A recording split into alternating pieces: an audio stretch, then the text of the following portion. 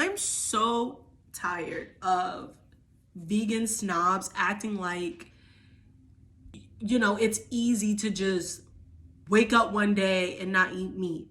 Baby, it's the everything for me.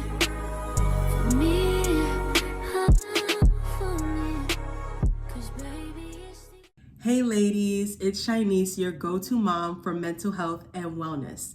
Let's navigate this journey together because finding balance and joy, totally our thing. Hit the subscribe and let's uplift each other. Okay, welcome back to my channel. I know it's been a while, but I wanted to start the year off with a really good video that I saw one of my favorite YouTubers do, Nazanin Karari. Love you, girl. But yes, so the video today is gonna be 20 things I learned at 26. So let's start.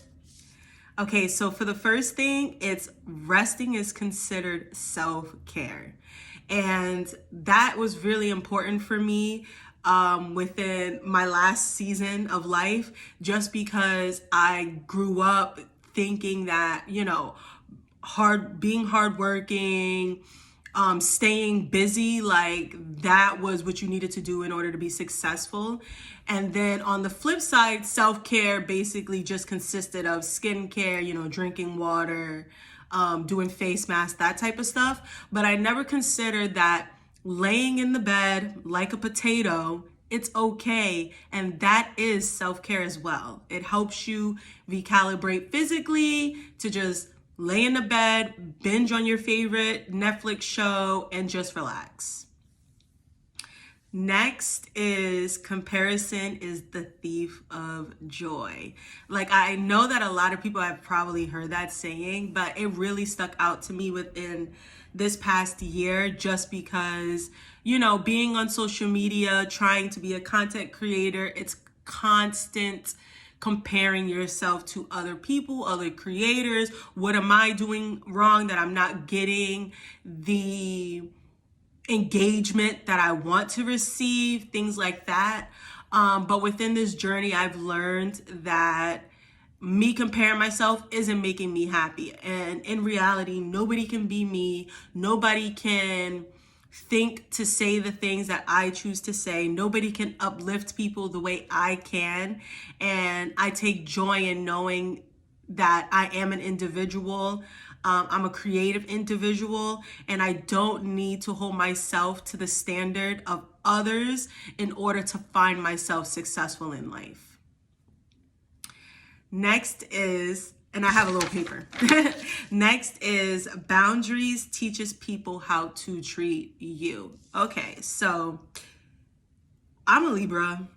And one thing about us, we don't understand boundaries until one day we get fed the F up and then we're finally like, oh, we need boundaries so that people don't walk all over me because I'm nice and caring and loving. And a lot of times we don't understand that the reason why people are crossing certain things that doesn't feel right to us is because we never let them know that this is something that makes us feel uncomfortable in the same sense. And like for me, I don't necessarily like confrontation. So because of that, I'll allow a lot of things to slide in a sense when in reality I'm upset and I'm not honoring myself because I'm allowing this to all go down. So it's really important to have boundaries. My favorite boundary is keeping my phone on do not disturb.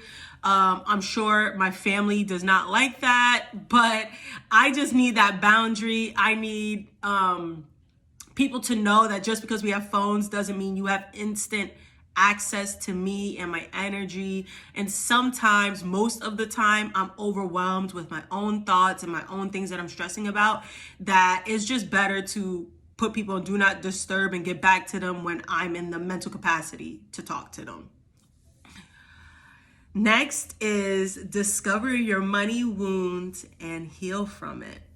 So this past year has really highlighted my money wounds. If you guys don't know, I am a stay-at-home mom where my fiance Brandon, he works and provides for us and our family. We have a little 2-year-old. And recently, last year, he did end up losing his job, which took a major toll on us as a whole.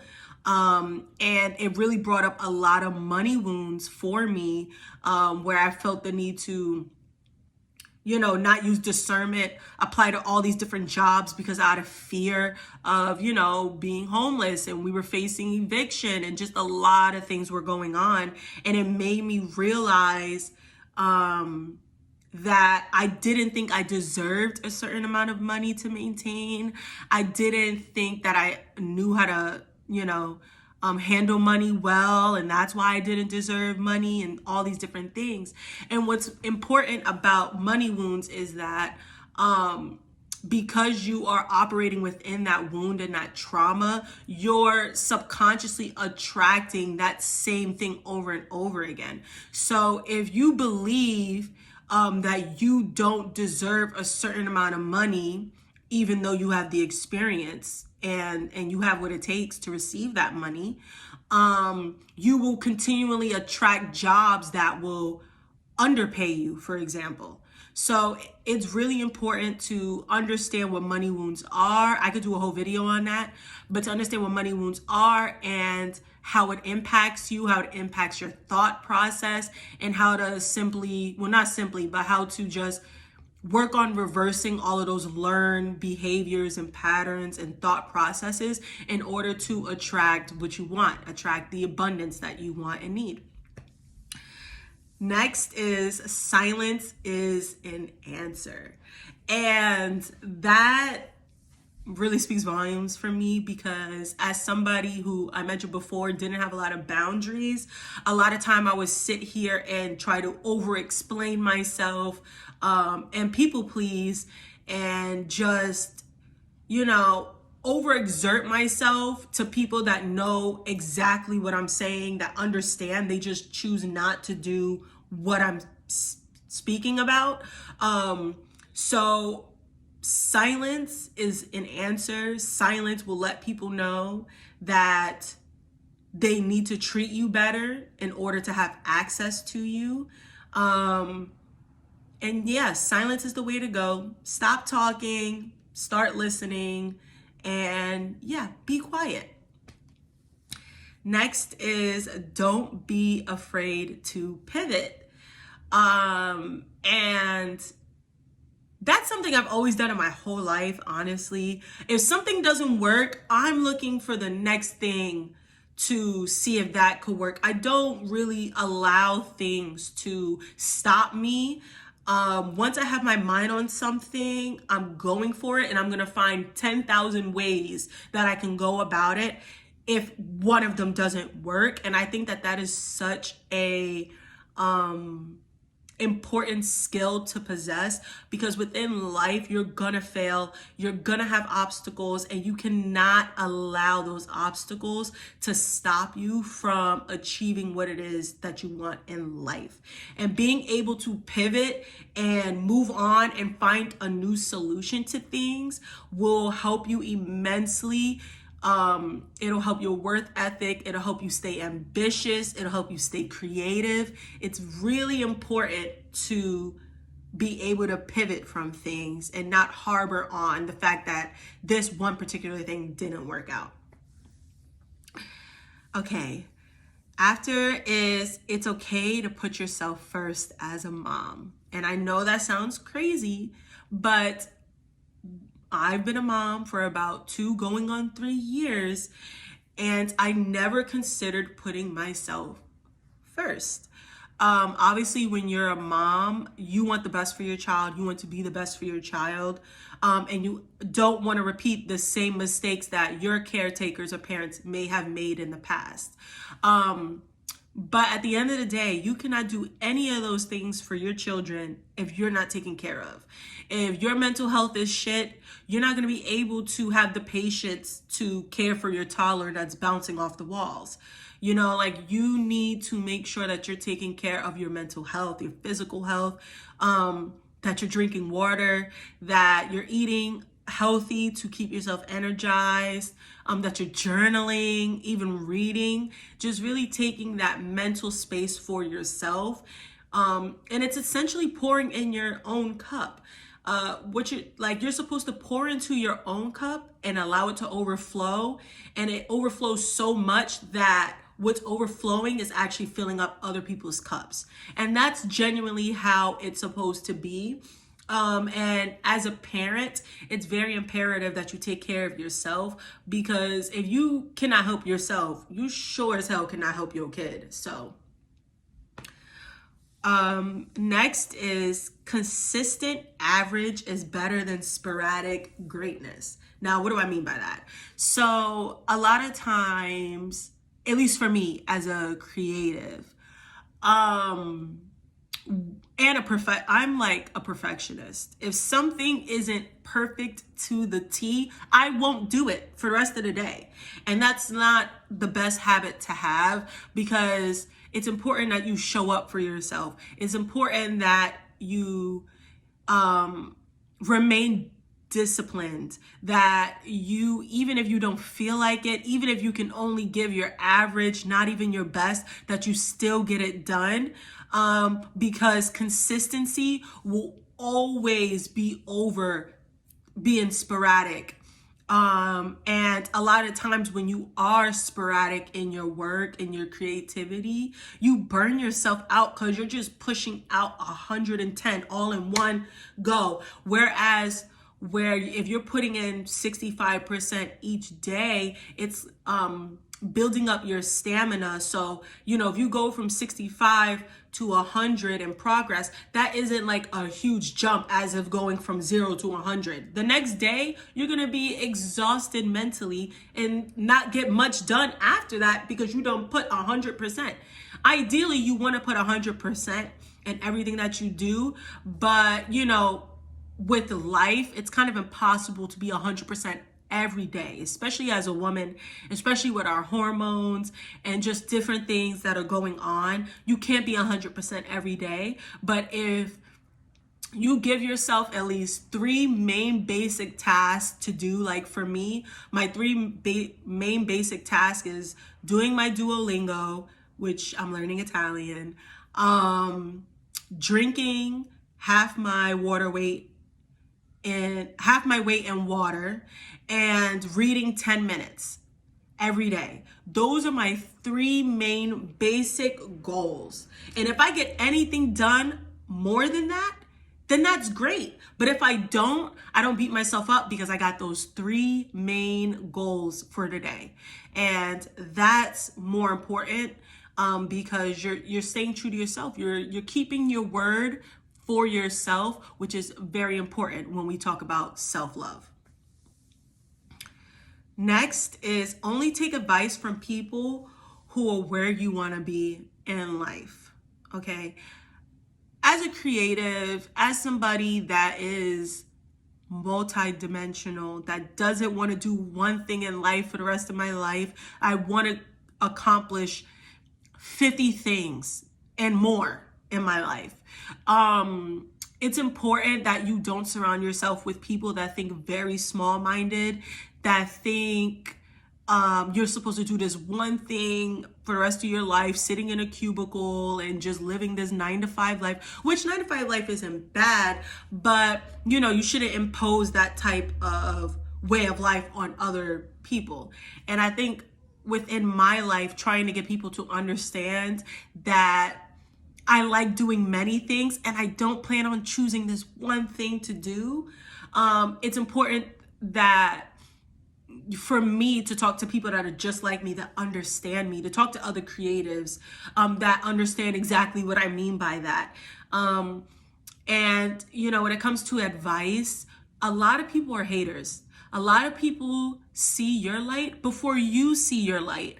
And because of that, they will sabotage. They will tell you things to limit yourself, to make you not believe that you can accomplish certain things. So because of that, you want to talk to people that are that can serve as mentors for you, that can show you how to operate in the way of life that you choose to be in. You don't want to be listening to somebody that isn't happy in their life, isn't happy with their life choices, where they work, the relationship they're in. Why would you go to them for advice on your stuff when they're not even in a positive mental space to be giving you that advice in the first place? Next is, it's okay to be multidimensional. I kind of touched on this a little bit, but yeah, it's okay to want to do many things in life. That's what life is about. It's a journey, and it's not about working into your damn near kicking over the bucket. It's about living life, enjoying life, having many experiences within life, meeting people, engaging in different cultures and foods, and just really enjoying life, because life is really short. And I know that that sounds cliche, but as somebody that's lost a lot of people, especially losing people my age, losing friends my age, it shows you that you never know when you're gonna go, and it's best to live your life to the fullest and dabble in as many things as you can. Whatever interests you, just dabble in it. Even if you're really not into it like that, at least you got to say, well, I tried it and it wasn't really for me, versus not ever trying it ever. My next point is, no is a sentence. And I'm gonna leave it at that. Okay, so my next point is, becoming vegan is truly a process. Okay, so I always grew up with parents that were health conscious. I stopped drinking cow's milk like when I was in middle school. My dad had a health scare, so we stopped eating red meat, and I was eating like vegan meat products like when I was like in high school and stuff like that. So I've always been within the plant-based space. And then of course, when I met my fiance, he was vegan, and I was already very interested about becoming vegan. But that shit's hard. I'm so tired of vegan snobs acting like, you know, it's easy to just wake up one day and not eat meat. And for some people it is, because most times they've gotten disgusted or they had a bad experience that stopped them. But if you genuinely like it, if you genuinely love you some chicken, if you genuinely love cheese, it is difficult to stop eating it. And then on top of that, there are hormones within a lot of these foods that make you addicted to it. So it's not really that easy to just be like, no, I'm done eating it or whatever. And like for myself, it took me having a lot of grace for myself in order to take baby steps. The first thing I did was I stopped eating red meat. Then I stopped eating fish and seafood. And then the last thing was chicken. And then the last thing was dairy. And now starting this year, I now am 100% vegan. And it's okay that it's a process. Take your time. Because if you don't take your time and you rush, you're more likely to double back and eat those foods again. So that's my advice on that. Okay, another thing I learned is rejection is protection. Like I mentioned before, when my fiance had lost his job, I was over here going crazy applying, and he was applying for jobs, but I was also applying for jobs just in case, because I have a college degree, and you know, I felt like I need to be putting this to use. You know, I have many loans. I need to be putting this to use to make it worth it. But every job that I applied to either never got back to me, or they went with somebody else, right? And at the time, it was so frustrating because I was so fearful of what was going to happen, and I had a lot of anxiety, and kind of lost faith a little bit. But thankfully, I'm happy I was able to experience that, to understand that I was probably more than likely being protected. What if, it was a toxic work environment? What if I wasn't going to get paid as much as they advertised, or whatever the case is? Many times we view rejection, whether that be from people, whether that be from jobs, we view it as such a big thing, when in reality, we should be grateful that, we were saved from whatever toxic thing that probably was going to lead to anyway, or it just not being your path. Like, I knew that my path was supposed to be content creating. I knew that I wasn't supposed to be working in no office or any of these things. So the constant rejection was telling me, you need to pick up your phone and create content, because that is what you're supposed to be doing. So yeah. Okay. The next point is invest in yourself to bet on yourself, right?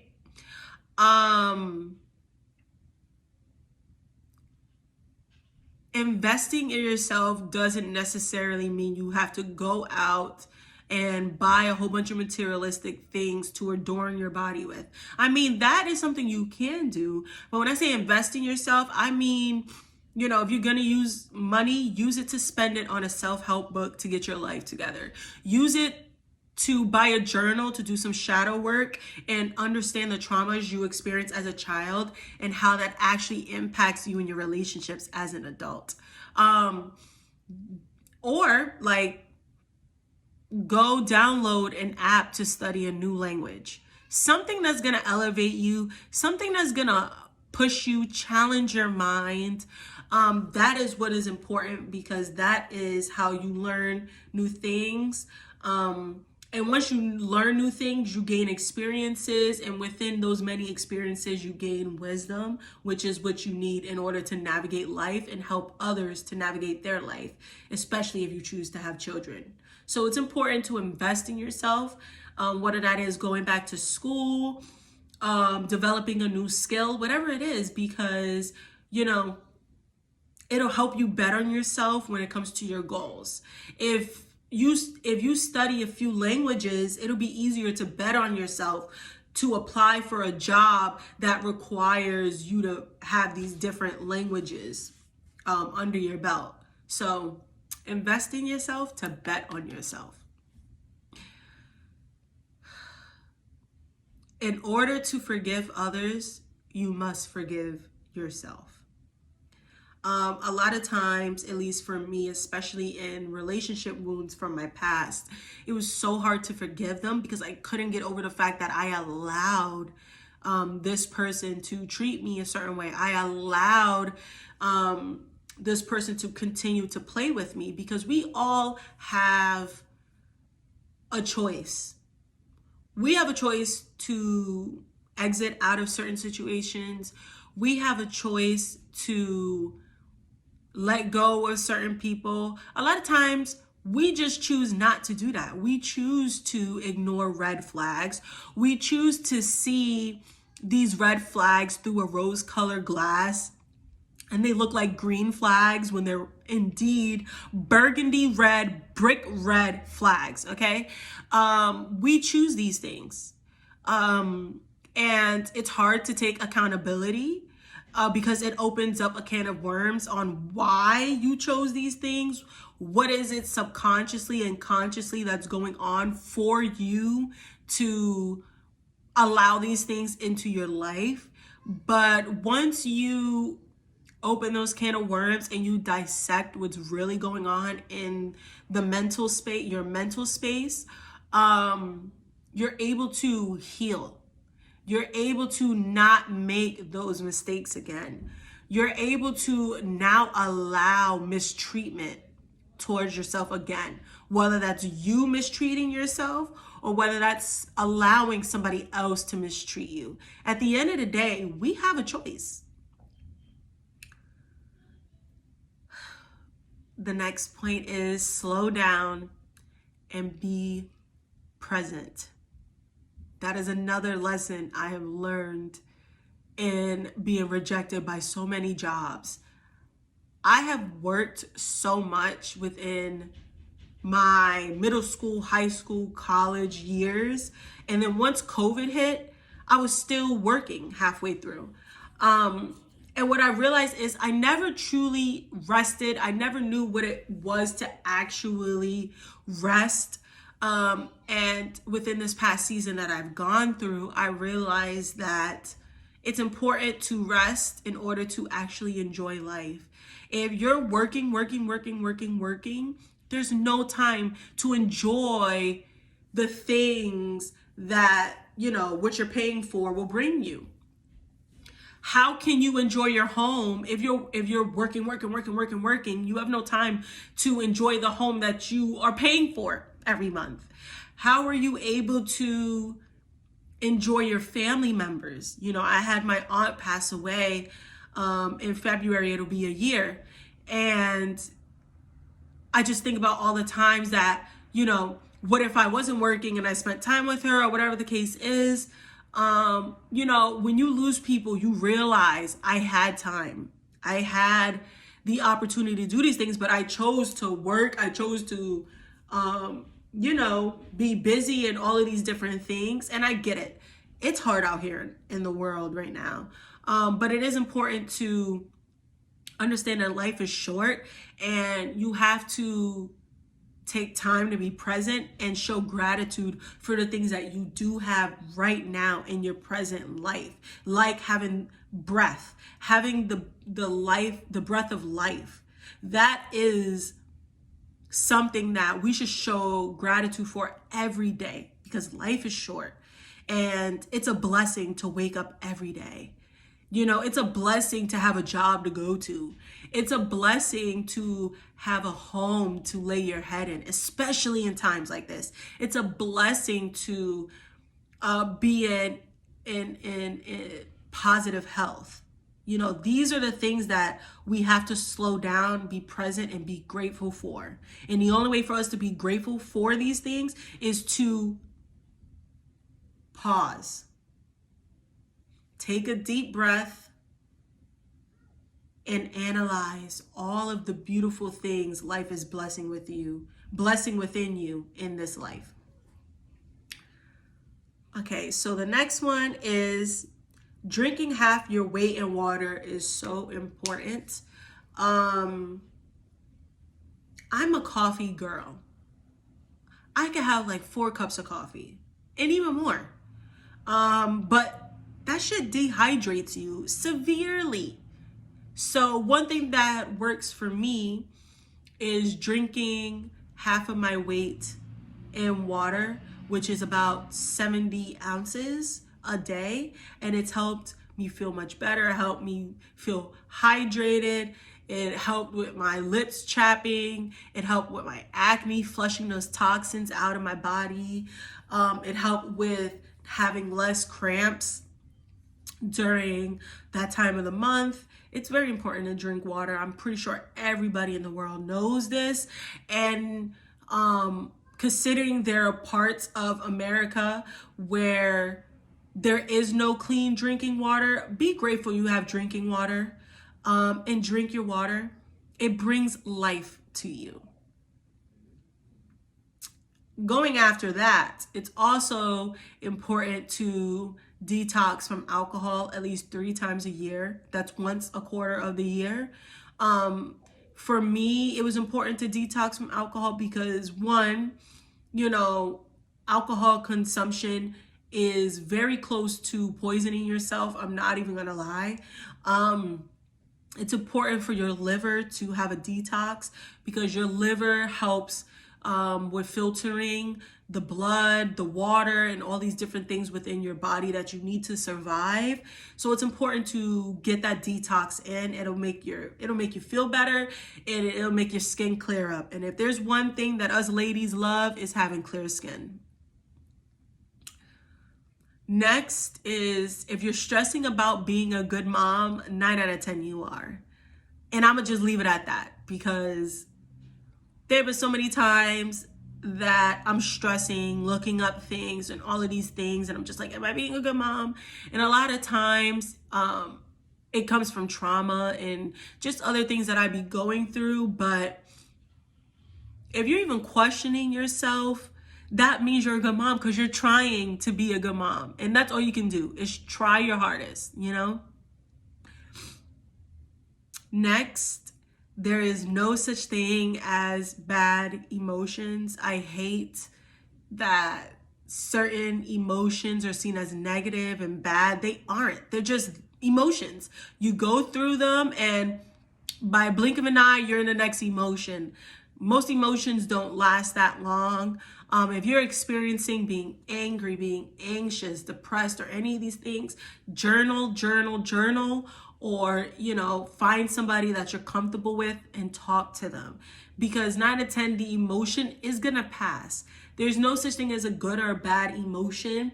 It's just what you're feeling. No feelings are bad. How you choose to navigate those feelings, those choices can be negative or positive. But emotions itself is not negative or positive, good or bad.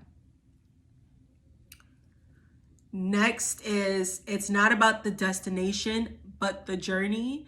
This goes back to what I was talking about a few points ago, where, life is meant to experience things, and once you get to the end, to the destination, it's not really that fulfilling, because there's nothing to really appreciate. But if you have a whole journey along the way of ups and downs, obstacles, things that you overcome, once you get to that destination, you can look back and be like, wow, look at all of the things I overcame.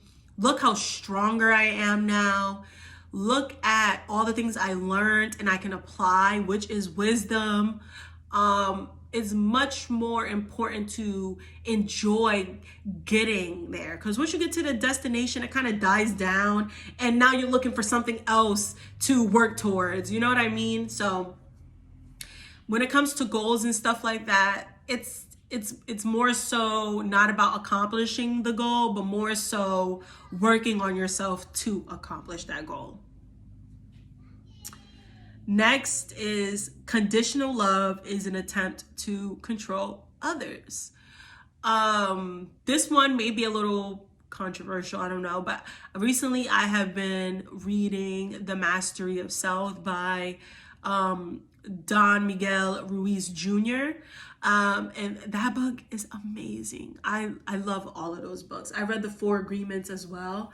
But within this book, The Mastery of Self, it talks about how, a lot of times how we deal with people is really just a projection of how we deal with ourselves, essentially. Everybody can serve as a mirror to ourselves. And within that, with conditional love, a lot of times it's because you don't love yourself conditionally. Unconditionally. You only love yourself if you fulfill these set guidelines and rules and all of these things, instead of loving yourself even when you don't meet those standards. Because a lot of us have high expectations and standards of ourselves that are just very unrealistic to begin with.